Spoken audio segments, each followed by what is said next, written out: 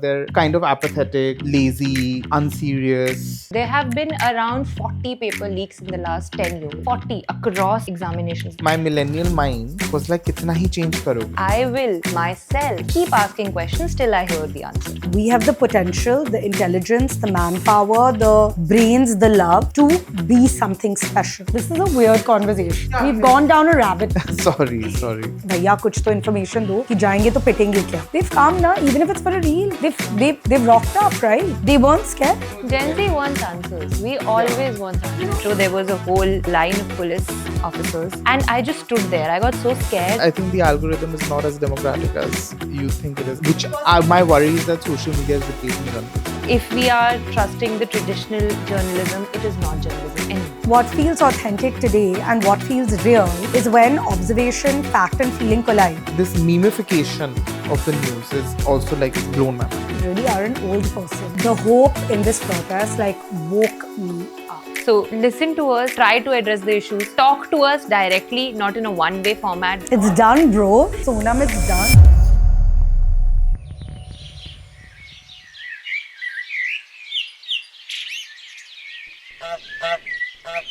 Why are we so nervous about today's episode? I don't know if our reasons to be nervous are the same, but I don't know. This one feels a bit more. I can see your eye twitching. I'm trying to think of the right thing to say. Just say what you're feeling now. Oh, yeah, I forgot that's the point. That's the point. That's the point. I think this one carries a little bit more gravitas than what we've done before. So that makes me a bit nervous. And also my usual apoliticalness is playing on my mind a bit. You? Our reasons are definitely not the same. Yeah. Dude, honestly, I think we've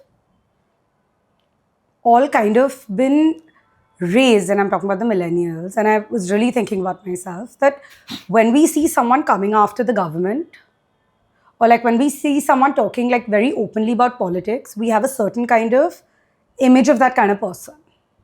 You know what I mean? And today, not today, thank God, but the state of affairs has been that we are sort of trained to be apolitical.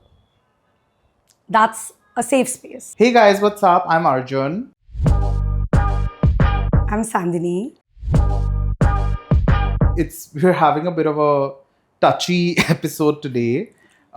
We want to talk about the protests that happened a couple of weeks ago in India. And for us, it's more of talking about why we think this is a point of generational shift in how people engage in the civic sense with the country. And we were lucky enough to find a journalist open to talking about it. Hi, Mansvini, how are you? Hi, thank you so much for having Hello. me. Mansvini's has been a journalist specializing in education and investigative journalism at Forbes. And now she's an independent media consultant. Did I get that right? Yes. Okay, good. Today's episode means like a lot to me because I grew up really romanticizing India. I'm like a little Deshbhakt.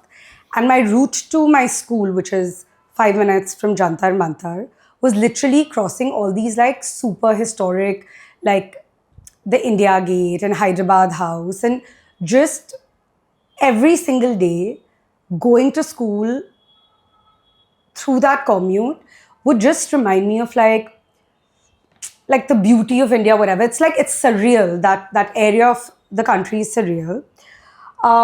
Anyway, I've been embarrassing enough, but somewhere along the way, I think I got really jaded with what's happening in the country. And then you just kind of, you do your thing, you accept things as they are. And then this protest has happened and it's awoken hope in me in a way that I was not expecting at all. Thank you, God, for the sign. It stirred in me a lot of curiosity about what is happening around me. Yeah. And for me personally, I feel like it was really waking up to, and I'm going to feel very old when I say this, but waking up to the youth. Because for me, Gen Z has been an elusive culture. Yeah. And up until a couple of weeks ago, the general narrative around Gen Z was that they're kind of apathetic, lazy, unserious. Yeah. But they've done something. You know what I mean? And you're also Gen Z, Gen you're Z. 26. 27. Yeah. So, like, how does that feel for you? What's the feeling of this movement for you?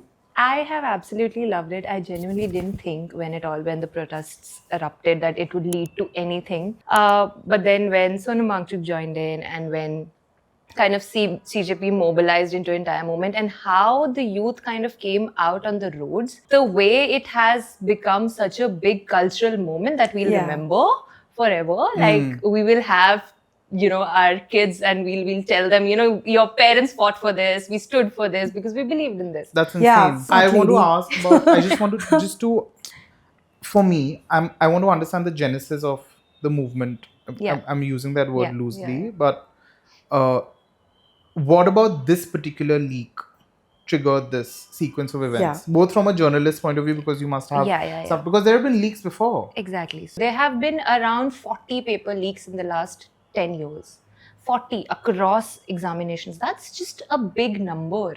And this protest, while started as, a doctor's moment, a doctor entrance examination, but it spread out to everyone who's just frustrated with, the education system vis-a-vis the reservations, vis-a-vis how education is conducted in colleges, how people are unemployed after going through a rigorous examination and everything. Same system, same books that were there centuries ago are being taught today. We are not keeping up with the tech. We are not keeping up with the innovation that is coming and not looking forward. So these conversations were already going on. Okay. This was just the tipping point that the youth decided, okay, now this is something that, we really have to speak about because this will lead to change and this will lead for the government and everyone in power to realize that there needs to be fundamental changes. Education and, the IIMs, IITs are all there. But if you see today, there are new age platforms like Masters Union. And some content creators like Ganesh Prasad have opened up their own kind of versions of teaching people to do business beyond their MBAs. Yeah. And these guys are doing well. So you think that the CJP or like this protest, it was successful because it gave a single point. Yeah. It wasn't so complex. Any protest that has worked when there has been one proper agenda that they have asked for or like unanimously kind of decided to work towards. That is how things work. If it were a larger education reform protest, it would not have worked because there's so many changes that are required to be made and those can't be addressed like just off the bat and be like, okay, like They're very a resignation. systemic. Yeah. It wouldn't be a very like one day job. It has to be years of change and, shifts that will be required. Okay, I'll talk about my sisters, right? These girls both of them are in their 40s, okay? They're 1 year age gap. One of my sisters is in Delhi, practicing doctor. She's a gynecologist. One of my sisters is a pediatrician. She's in the US. The pediatrician has bought and paid off for a 6 BHK, a big lavish house along the same lanes of Hillary Clinton, while my doctor is living. The other sister is in Delhi and living with the family. And while I don't know the nitty-gritties of how much she makes, I'm pretty sure she would not be able to scale up to the level that my sister in the US has. She would not be able to scale up even if she went into the private sector? Yes, you can, but can you compare the financials for someone who's a doctor in the States and someone who's a doctor in India? You can't. When you were explaining the reforms or the gaps, my millennial mind was like, kitna hi change karoge? Like that for me to visually see a generation not leaning back and subscribing was amazing to see. I mean, look at the tool also that they amazing have. in a way where I was just like, oh, I'm not feeling the feelings that they're feeling anymore, which means that now I'm going to have to evolve. At least this was my takeaway, that now I'm going to have to evolve to match this speed, because 5 years later I'm living in their world. I'm living in your world 5 years later. You guys are masters of technology in a way that my generation is not. Will they become? I don't know, but they're not. But what was the tipping point for you in this protest? Like, when did you think it shifted from being something that could have got fizzled out, or shifted into like a... I think see, when Sonam Wangchuk started his fast, I knew this will blow up, this will be bigger than anything Oh, really? else. He's like really known in the education circle and the system, and students really look up to him for everything that he has done.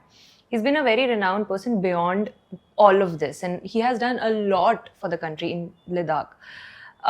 So he was someone, when he joined the protest, I was pretty sure this will blow up. Now, definitely government will act onto something, right?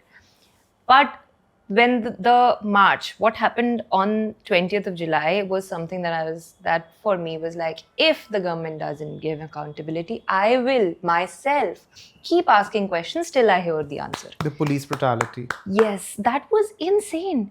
And then It was there very were triggering. Yeah, it was, and there was a whole narrative that, people started out, agreed, even if that is true, that, the students started out.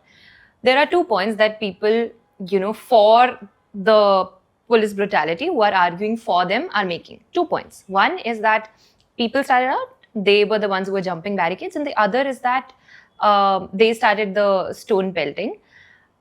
Now, even if both of these are true, why were the police officials not wearing their badges? As a part of a democracy, as a policeman, you are not supposed to be out there without a badge. Or in civilian clothing. And they were in civilian clothing. The civilian clothing thing just gave me chills. Yeah, and if this hadn't blown up, and if the next day students hadn't showed up, the people in power would have gotten away with this. And this is absolutely, disregarding the constitution and what the fundamentals of policing India stands for and has stood for. So the whole, for 20th July protest for me was the, Tipping the point. last straw, because I saw everyone in my age group just riling up. Everyone was just so angry that how can they do this? How can police? And even if the students are stone pelting, they are students, right? Yeah. Why do you have to do lathi charge? Why can't you contain them? Why can't you just push them away, right? So there's a lot of arguments there. But what kind of really made a change was the 20. I really believe and love this country, and I really think that we have the potential to be something special. And this is not something that this is actually like, it's quite vulnerable to say this, that I really believe that we have the potential, the intelligence, the manpower, the brains, the love to be something special, to actually be a democracy, to actually represent people of different faith and different culture.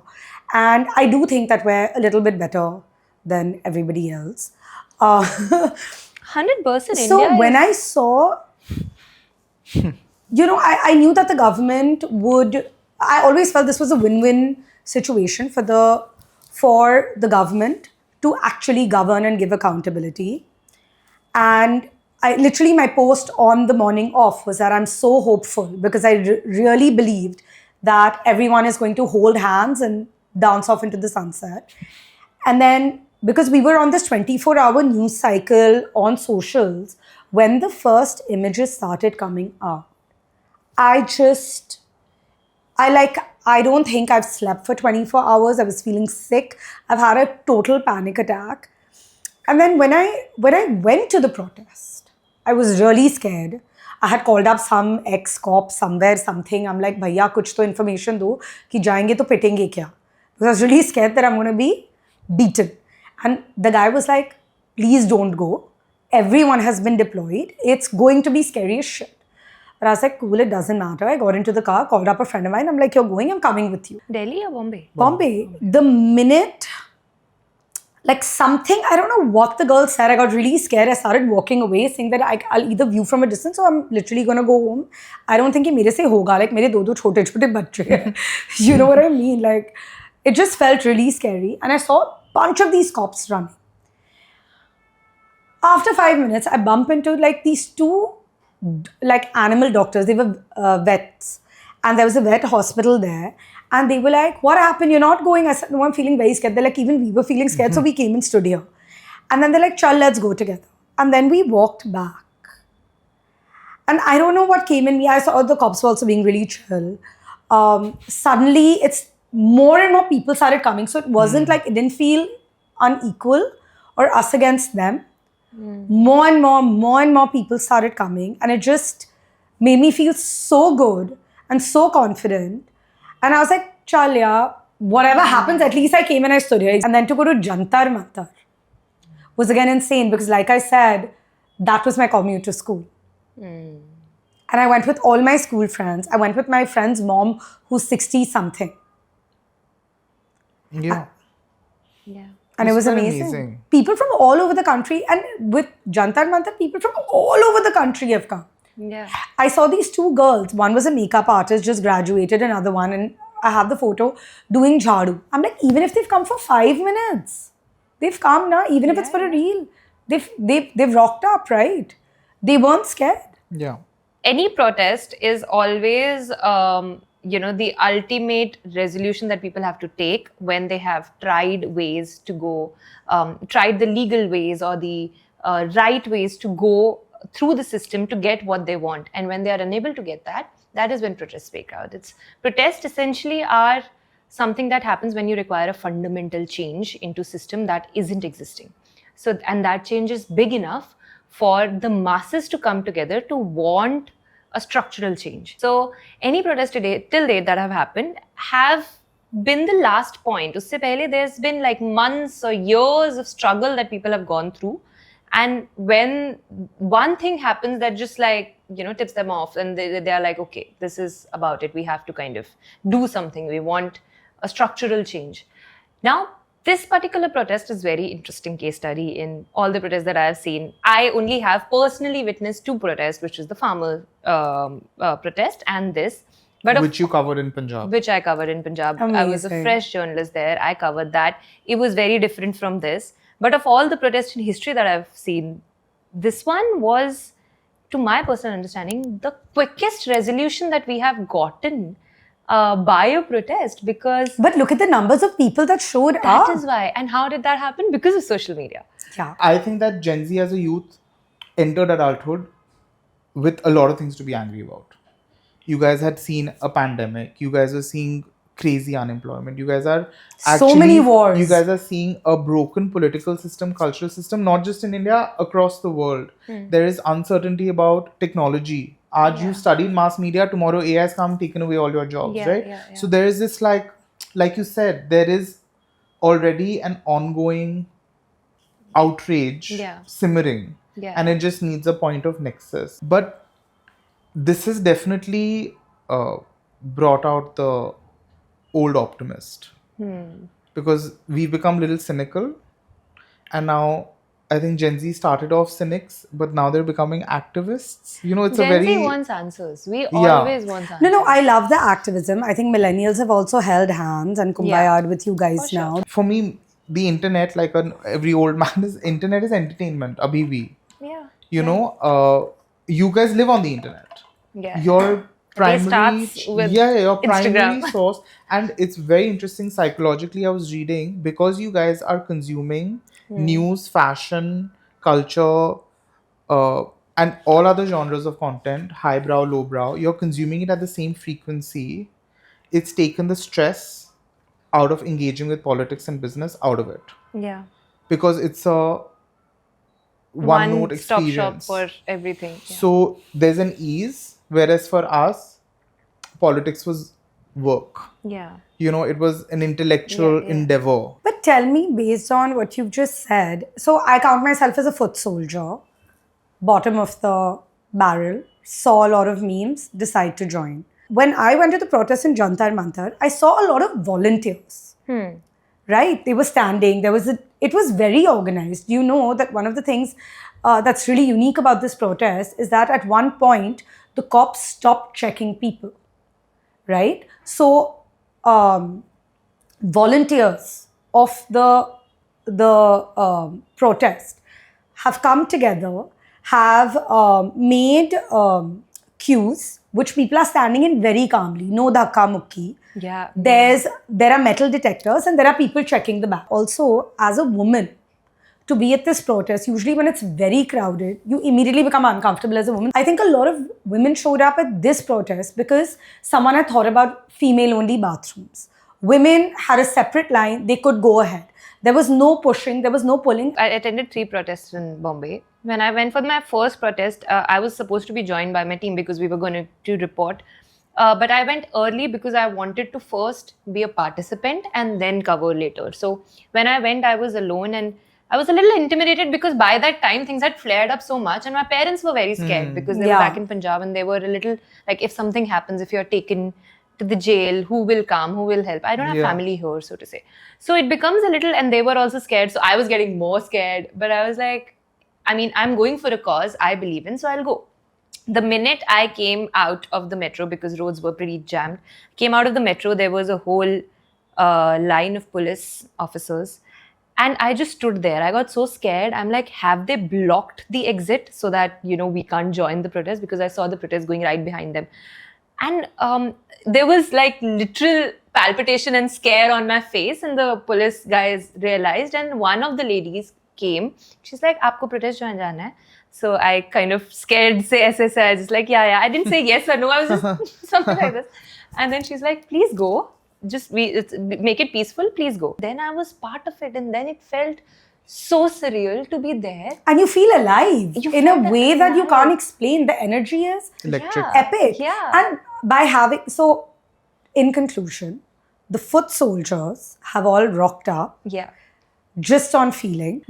When you discuss the anatomy of a protest, the actual top is just the mouthpiece. It's what they represent that really comes to the forefront. Yes.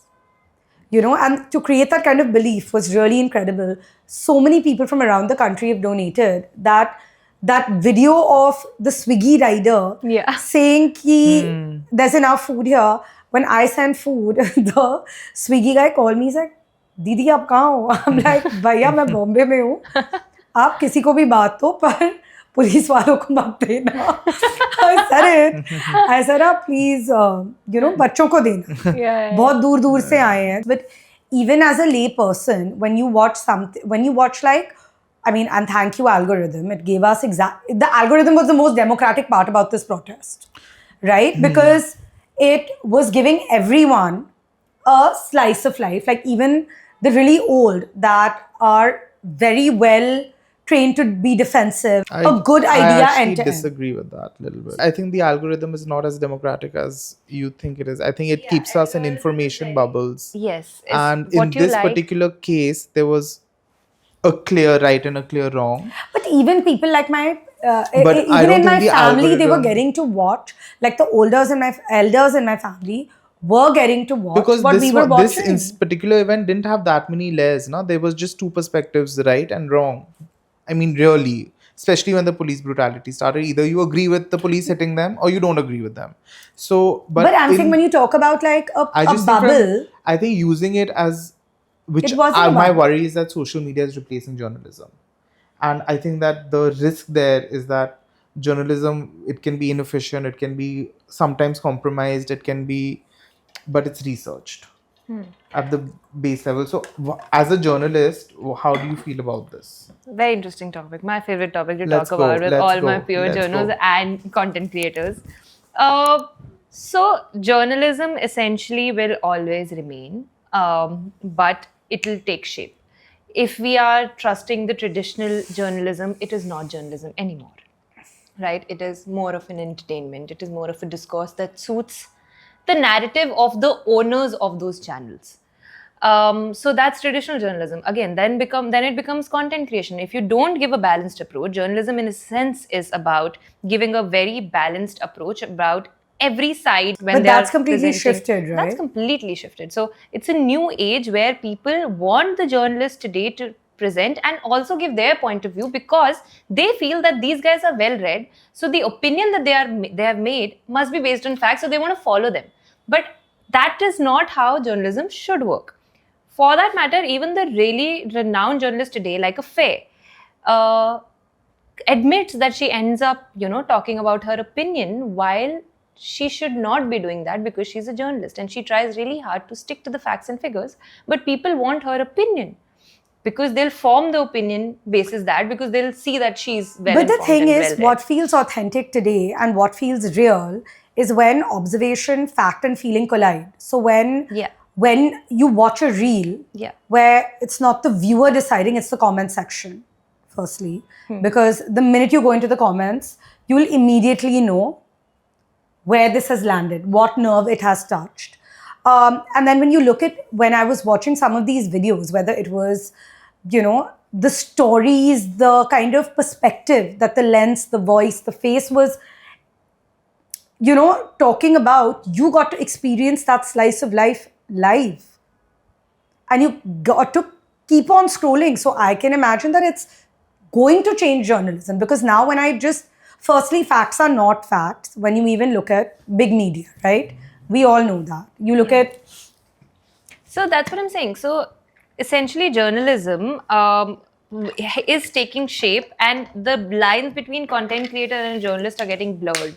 Today, I feel some of the best content creators, some of the best journalists have ended up becoming content creators. Look at News Laundry. What are these? These are journalists who ended up becoming, opening a page that has a very set narrative of what they believe in. Yeah. Then Unfiltered by Samdesh, again, a journalist who is now reporting things. I actually think that when big media sold out, that was the collapse of democracy in our country. Like, I clocked it when it happened. NDTV was the last to fall.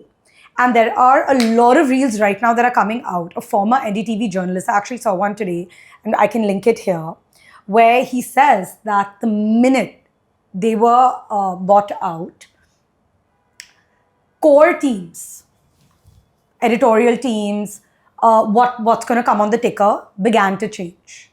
Yeah. So we're all right in our idealistic way that, journalists are supposed to present facts and they should present facts. But the thing is, they didn't, or they couldn't. I'm not laying the blame at them. It is a very complex situation. But the fact is that gap grew and social media came about. And a Gen Z person who's feeling the pinch doesn't have a job. School has beaten the joy of learning from them and is disillusioned. They are going to switch something that is so consumable. These are bite-sized feelings of people showing you what it's like. And you are inherently, when someone sitting in the middle of Tamil Nadu or Mizoram is talking about their pain, what do I, a lady in Bombay, have in common? But the same feeling has come alive. But what are the dangers of that? Of being on social media? Of this new way of disseminating information. What are the consequences or dangers? What you're saying is essentially that journalism will not be henceforth unbiased on social media. Hasn't been, yes, it is unbiased. And it's very the difficult to be distribution technology of social media is not of traditional media. Not of traditional. So the mind impact of an unbiased social media information is now greater than the impact of traditional media, right? So there must be dangers to that. Of course, dangers are there. There's a pros and cons list. I'll start with the cons. The cons of a social media journalist is that anyone can be a social media journalist. In a traditional media, once you are hired or you're taken on board, there's a certain kind of qualification that is required. There's a certain kind of experience you have to come with for you to be a part of that entity. So whoever is in a traditional media is essentially a journalist, knows the ways of journalism, and that is why they're there. Social media there's a qualification. There's a qualification, there's a hierarchy they follow to become that, to be there. A social media journalist, anyone can start reporting at any age and call themselves social media journalists. That's one thing. So how much of their facts and figures are fact-checked and vetted is something that you have to cross-check. So anyone who comes on social media who does not come from a traditional media background has to be fact-checked. Anything you see on a reel, okay, hear it, you like it, be curious about it, go back to Google and search about it and see different entities' reports about it, then only form an opinion. That is the con of social media, because you can come on and say anything. It does not have to be necessarily factual. But the pros is that there is so much information that the right thing will end up coming to the fore. Is India's youth doing that diligence that you just described, because Go to my the comment my section. my Go to the comment section. yeah. So again, another thing I just never knew, my budhau mind, is that the comment section is where all the masti happens. I only learned that a couple of months ago. What? I just never checked the comment section of anything. I don't think I've commented on Arjun, anything. you were so helpful in me getting over the entire like crisis that I've had with this podcast by saying that like, why are you so stressed that all the old people aren't really like aligning with the youth, and why do you feel like the power was in their hands? Yeah, I was just like, there is no disrespect to any generation, but like people, I don't even want to talk about it in this episode, because people who are 50 plus, 60 plus, their time is, from a political point of view, their time is over. Their opinions may be right or wrong, but they're just, sorry to use the word, but pretty non-consequential. They were the builder generation. They were the first generation of entrepreneurs and technologists and engineers after independence. But they played the game. They had to play the game, right? So, but yeah, I just, coming back to my concern about journalism, is that there is this thing called rage baiting, right? Rage baiting is culturally a thing. And when you're tapped into someone's emotion, and there's a whole platform which hinges on leveraging emotion, whether it's your 15 seconds of scroll or you're clocked into a long podcast, hopefully hours. That system has the power to affect your emotions to an extent where you can act irrationally. Right. And that is my concern with the youth.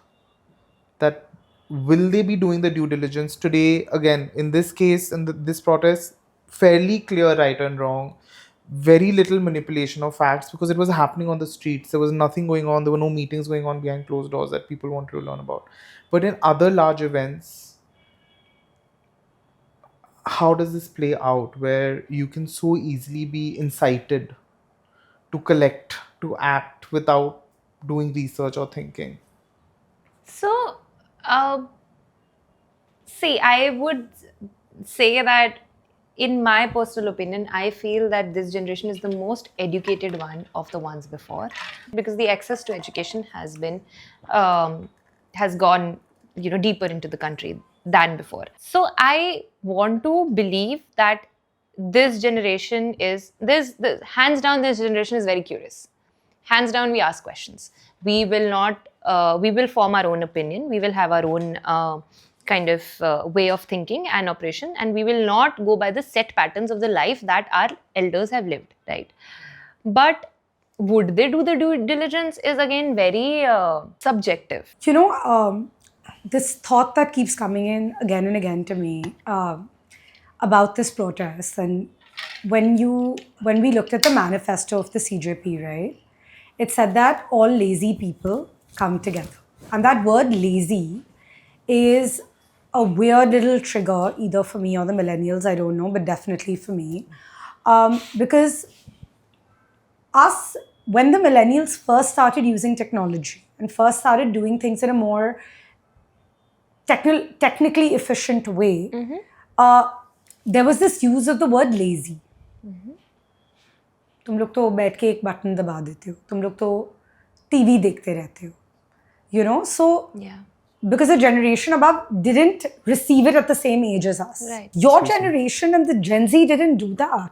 They don't have that anger and frustration and that shame about being lazy. They don't ask. You guys don't ask for permission. No. I want to talk. Sorry, Jen. I want to unpack this thought, right? Because when you take away the sting of the word lazy, you change the game. Even though I'm sitting on my couch and I'm ordering a little burger on Swiggy and I'm going to go to like this party and I'm also watching a reel on Latent, I'm also thinking about what's happening with the farmer protest. I'm also thinking about how unfair it is that women were groped at this protest. Or I'm also thinking about like, what am I going to do after my exams? And what job do I want to do? And like, how am I going to represent myself on social media? It's actually fundamentally the deployment of social media and the deployment of memes as a strategic tool has been a game changer. Right. Yeah. Power of humor. right? Right. The Yeah. power of being playful and unserious Yeah. is so amazing. And again, like, I didn't know these facts. It's only when I was researching this that I was like, this memification of the news is also like, it's blown my mind. It's blown my mind. It scratched the entertainment itch. It scratched the information itch. It scratched the slightly patriotic itch. It's like really like this. It's blown my mind. It's been feel And good. so creative. Yeah. The Arrest Me Daddy has No, the blown. one with the. Can you tell me what It's this not means? like this. It's little gentle. It's, yeah, Sorry. it's feeling a little shy and just like Feeling a little shy. I think it's so cute. It's so cute. Yeah, it's like, but then when I was doing research, humor has always been such a like well-used tool Yeah, in yeah. reporting. Like colonialism, there's colonialism satire. yes. Then we had post-independence satire. Then we had emergency satire. Yeah. One of the pioneers of comic satire in the world comes from India. Oh. And I was just like, and then I got into why humor is so effective. And I mean, it's so logical because it just takes the stress out of it. Yeah. You're consuming it in a fun way. And if you're blessed with receiving factual information, then too it's the best way, and it's so easily spreadable now. I don't know. I feel like I'm still a little bit of an observer because, like, even with memes, I just see that there's also a cultural risk here because you're at the risk of trivializing a lot of things now. But so what?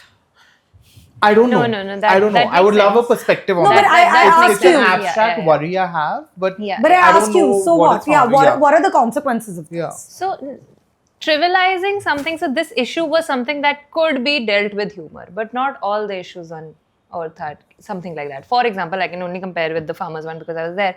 It was a lot of deaths happened, and it was like a livelihood ka thing, and the farmers. It was had- very sad. Now, if I compare this protest with that, would memes work in that protest? Not really. No, you can't really talk about something as fundamental as livelihood of farmers that are the Oh, yeah, of backbone course. of this That nation. would have a very negative consequence if somebody trivialized it because it wasn't a trivial topic. My worry is that humor is the primary form of communication on social media, or at least what my algorithm bubble feeds You really me. are an old person. I really am an old person, I guess, but this is why I'm here to learn. And I tell you, you were one of the first ones in our generation to go. In our peer group, in Bombay especially, like Delhi's always been more politically, emotionally charged. Yeah, but I grew But up in Bombay, Delhi, you were so it was but still, like, it takes one to start a thing, right? And you were one of the first people to go. A lot of us were just wondering what this is. Dude, I'm telling you, I felt like I was sleeping beauty on like a Zanny. I didn't really want to engage with what was happening in the world. I'd made my peace. I'm like, keep your head down, do your thing. And the hope in this protest like woke me up. Like literally, it's energized me. I feel hopeful. This would be a really different conversation on the anatomy of a protest and what is the power of social media and what does journalism look like if we had not seen accountability and governance in action. But what is the ripple effect with the youth now? Like, are they now looking at the next thing to stand up for? Like, what's going on? So right now, everyone's just like soaking. Honestly, everyone's just soaking in. All my friends, all my peer, all my journo friends of my age group, they're all soaking in what happened, what the consequences could be long term, how exactly this changes the education system, and the talks are a lot around reservation. Like you said, would the next moment be reservation is something that is again very difficult to pinpoint on because reservation is a very broad topic. And But it's very education directly, and I have a question for you here. A lot of the Gen Z, the issue with reservation is that why are you punishing us for the sins of our forefathers? Yeah. So when reservation was put into the kind of constitution also, the idea was for it to be a momentary thing.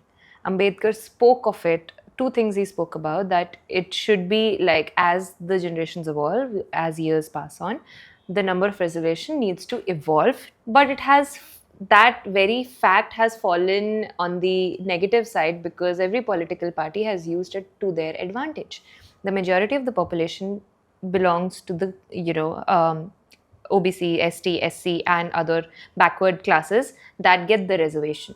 And by increasing the reservations, political parties have gained clout and gained, acceptance, and which is why reservation is a trickier topic than it should be. But today, what is happening, the ground reality is that most of these seats that are ended up being taken up are by the people who come from wealthy families but have a separate caste. So that does not, because if you are wealthy, you have So access people to are the schools manipulating the system to get onto the list? to get onto the list. Yes, because if you see the number of people who are on the reserved category, only a very chosen few are the ones who are economically backward. Most of them are the people who come from wealthy Again, a families. systemic issue. It's a very systemic issue. So it's very difficult to kind of put a right and wrong to reservation. It's very important for things like medicine. But you've brought up a really interesting angle about what we're discussing today, and it's about privilege, right?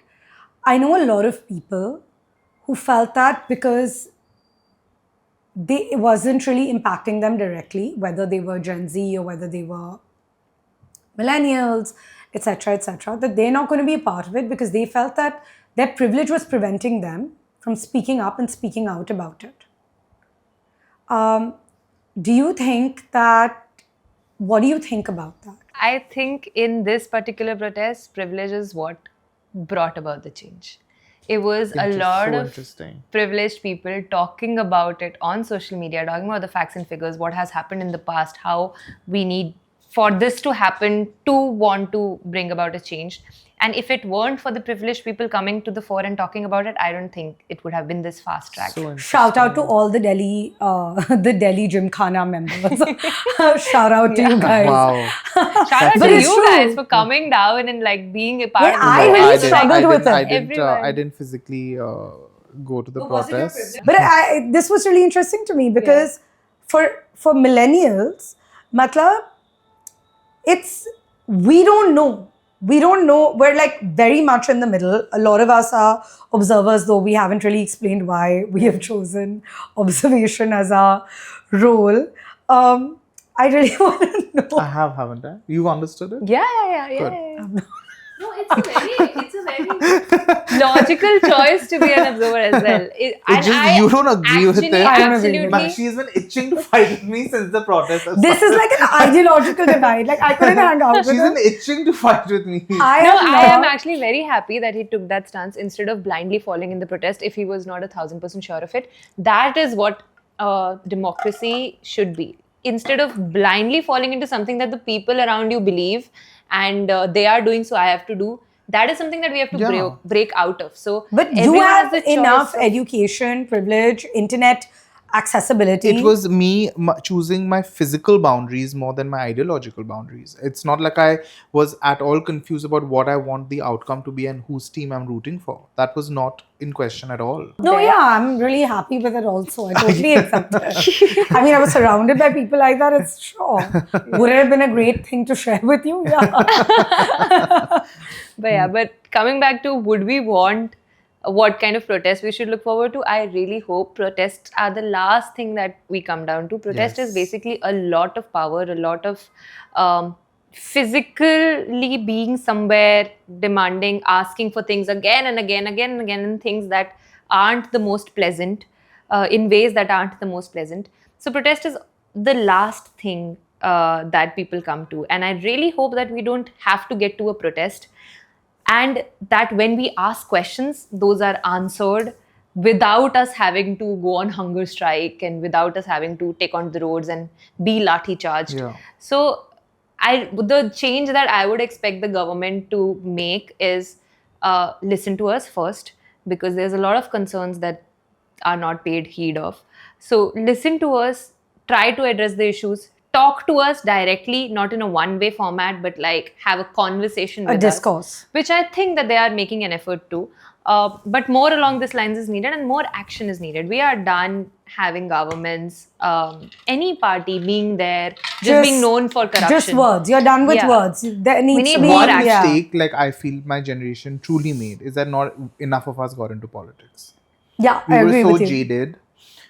We were so prescribed to the system and we were so overwhelmed by what we saw around us that we were just like, this is, we didn't question anything.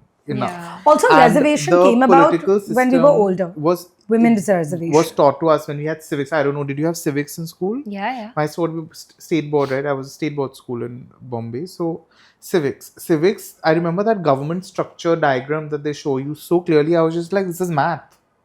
It was so convoluted and so complicated the way it was taught to us Yeah. that not enough of us engaged with politics. And I would love to see more of your generation like actually enter politics professionally, because it is different to be an activist and to be politically Yes. aware. Yeah. So I think that loop Needs to to close would be actually, because then you have power. No, but it was really fun to kind of touch upon all of these topics, and I'm very happy that everyone is curious about what Gen Z is thinking and what they're going to do and what My action mind they're is taking. blown. We are It's not done, bro.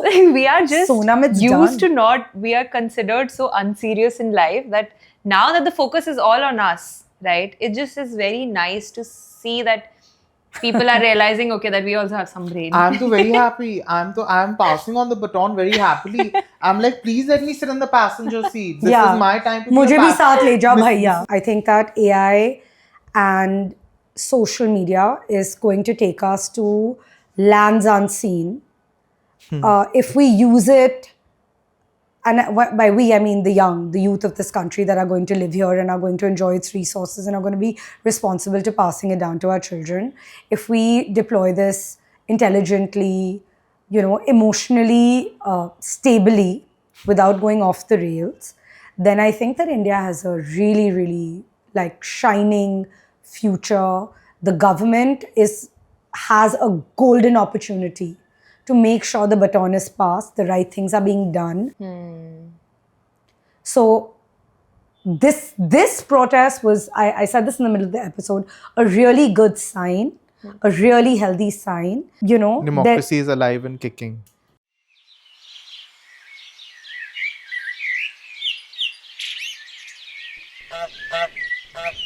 Please subscribe to our channel.